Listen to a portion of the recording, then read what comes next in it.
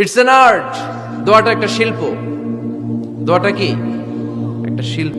এটাকে রপ্ত করতে জানতে হয়, এটাকে আত্মস্থ করতে জানতে হয়। সব কাজের মধ্যে first class, second class, third class আছে না নাই? কারো দোয়া থার্ড ক্লাস দোয়া, কারোটা সেকেন্ড ক্লাস, কেউ করতে পারে ফার্স্ট ক্লাস দোয়া, ঠিক কিনা? দোয়ার মতো যদি দোয়া করতে পারেন, এটা হচ্ছে ফার্স্ট ক্লাস দোয়া, মুহূর্তে আরশে পৌঁছে যায়। এটাকে রপ্ত করতে হয়, এটার মধ্যে আবেগ জুড়ে দিতে হয়। অনেকে দোয়া করে আবেগ নাই, আছে না নাই?